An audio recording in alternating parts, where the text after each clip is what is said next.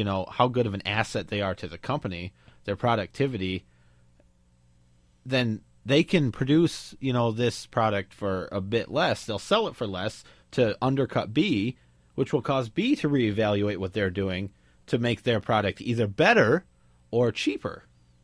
And that's just, that's how capitalism works. That's competition. That's the basics of competition. And competition leads to lower and or better quality, or lower price and or better quality products.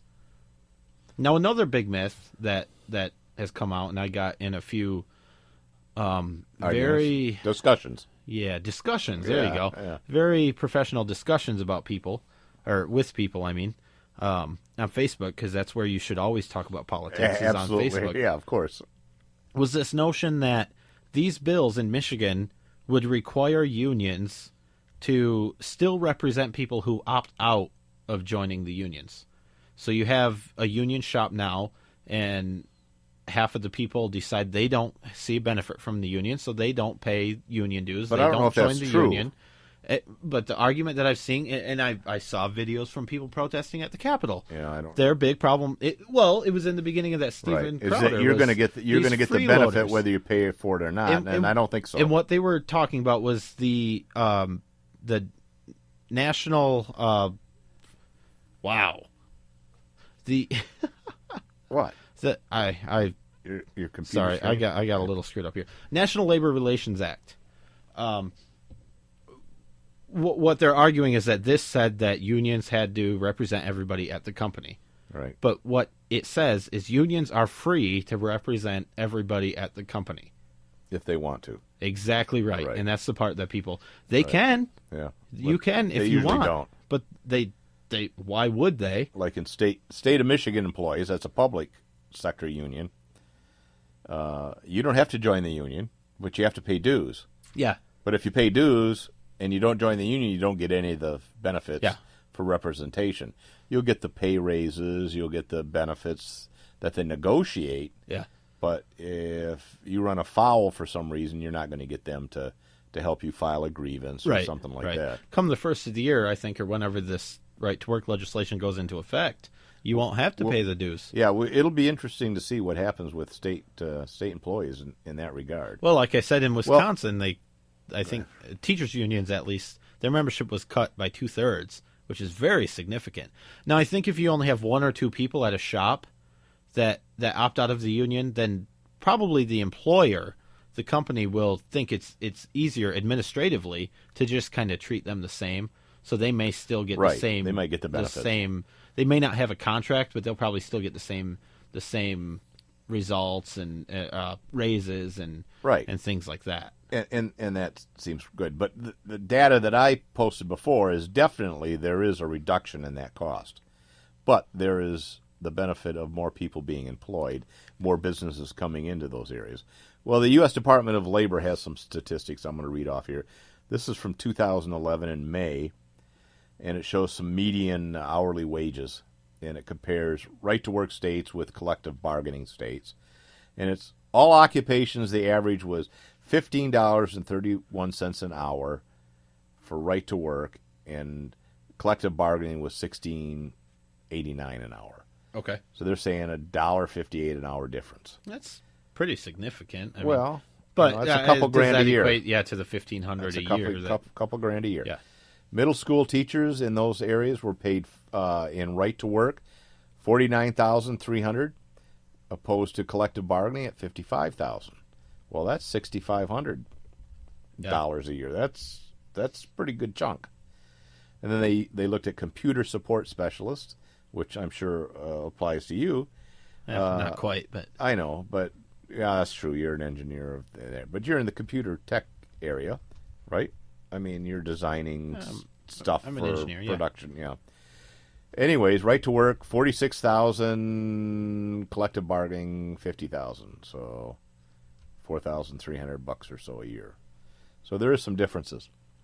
Yeah, there definitely are differences. I mean, and time will tell in Michigan. When you're talking about public sector unions, teachers especially, the problem now with the unions is not a lot of it is based on the success of those teachers. Right. It's a negotiated Right. contract. You can have bad teachers and good teachers, and they're paid the same. Yeah, exactly right. That's an argument. And that was the big thing in Wisconsin. They had some of the worst, and it's hard to get rid of the them. worst rated schools, but there wasn't much they could do about it.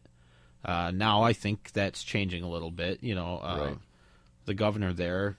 Well, he survived a recall effort because of all of this. And the other thing too is, people use the argument that you're going to go back to the sweatshops and it's going to be unsafe and stuff. Things have changed in the last 100 years. We have certain programs that are in place for occupational health and safety, and certainly they could eliminate that. But we also have communication, which is much better than it was then. And you're going to know if there's businesses that are treating their employees bad. They're going to get bad press, and it's going to be immediately known if Company A is treating their employees crappy and creating health hazards for their employees versus Company B. And the public outcry is going to come against, that company that's doing things bad. Well, look. So there's some, it's a brave new world, as someone said. Yep. And things are changing, and maybe unions aren't as necessary as they were, especially given the argument that they use a lot of their money for political purposes. Yep, and not almost really all truly, on the left. Truly to help the employee. Yep, exactly right. And we had the let's not forget the guy in the legislature saying that there would be blood in the streets if this passed. Yeah, Jimmy Hoffa.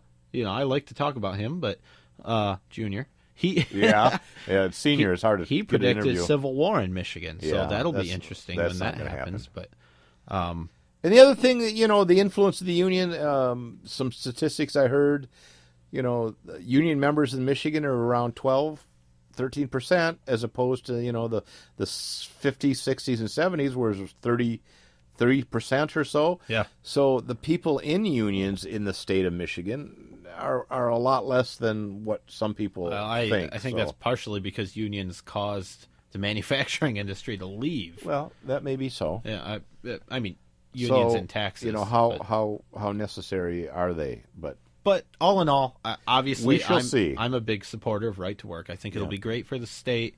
And philosophically, I support the idea that a person should have the right to choose to belong to a union. And fundamentally, that's what it's about.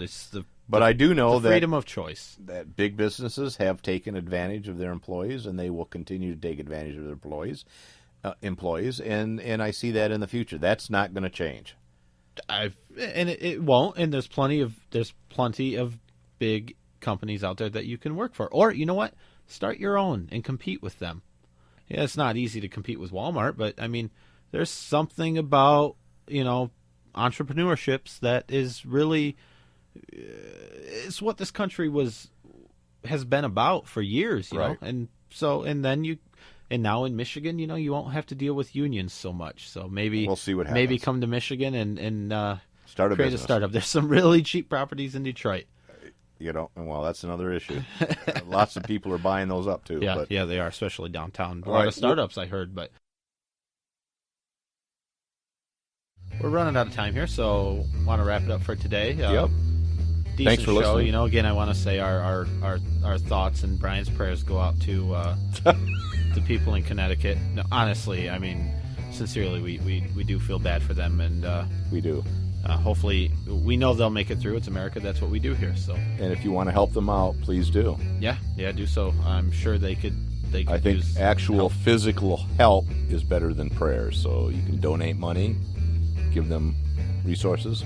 Yeah, whatever they need. But until next time, thank you for listening to At Odds. All right, bye-bye.